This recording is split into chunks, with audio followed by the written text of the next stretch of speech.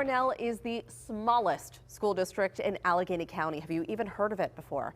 But it still manages to stand out. Their approach to different challenges could be passed on to other districts. Public Source recently wrote a profile on its evolution, and we are here today with the K-12 education reporter, Lajja Mistry, and Jamie Wiggan, the deputy editor. Thank you both for coming on today. Great piece, Lajja. I want to tell you that first. And I've been in Pittsburgh most of my life. I have never heard of Cornell before, so this is really interesting. Can you start by just telling us a little bit about the demographics of the school district?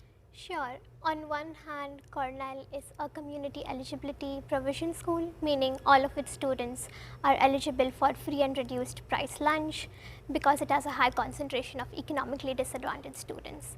And then in the recent years, the district is also witnessing a growing population of English language learner students, which is students who are not yet proficient in English, and English is not their first language. Yeah. Jamie, I know that you've also covered this area before. And so bigger picture here, taking a look at some of the things that Cornell has adapted to make sure that they have the best fit for their school. This is something that other districts might be able to also use. Yeah, so I think it's one of the struggles that you see more broadly is declining enrollment. PPS is obviously seeing this. We're seeing this right now, yeah. Exactly, in other districts. And Cornell was small to begin with. The towns of Coriopolis and Neville Island have very limited populations. So they're struggling with that general downward trend. You know, one thing that I guess you wouldn't necessarily say is a struggle, but something you have to adapt to is that they've had an influx of English language learners, which you know, they weren't necessarily equipped to handle 5 years ago when they began entering the district. But they pivoted, I think, quite effectively and quite nimbly, and sort of they've done that through having just broadly a more kind of nimble and flexible sort of leadership strategy, which seems to be one of the things that it defines the sort of school attitude, if you will. And Lajja, when I was reading through your article too, you spoke with some of the educators there at Cornell, and they are really, it seems like, passionate about seeing the success of this district and of course the students too.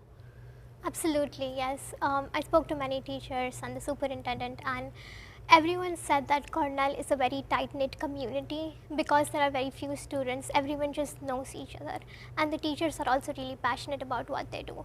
Because there are less students, there are fewer teachers they can afford to hire. So a lot of teachers are also doing things outside of their job roles, and it's not something they're forced to do, but it's something they've chosen to do.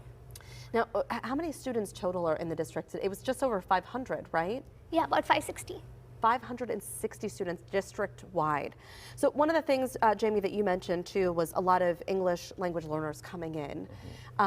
How have they adapted? Again, not having the money or the resources to actually do that, how were they able to adopt new policies and practices?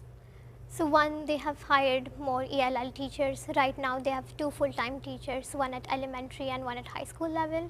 Last year they also hired a bilingual aide who can accompany students to regular classes. But other than that, they have also started helping parents, ELL parents, by translating documents in various languages, having interpreters at events, and then for students, they also have used a lot of technology or translation tools like Duolingo or something that they can use in their classrooms. I read too a figure that they're spending about $30,000 per student. Is that right? That's correct. And Jamie, you were talking bigger picture too. You know, when we look at this small district, what are some things that we think like PPS and some of these larger districts can be doing to maybe mirror the things that they're doing on a smaller scale?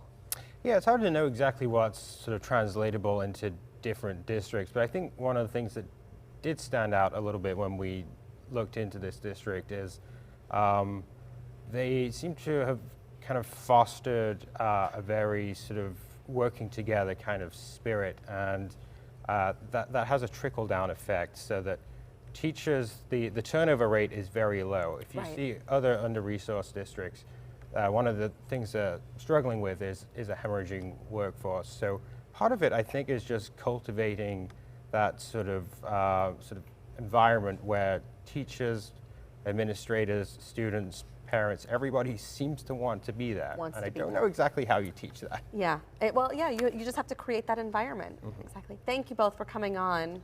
Really appreciate this conversation.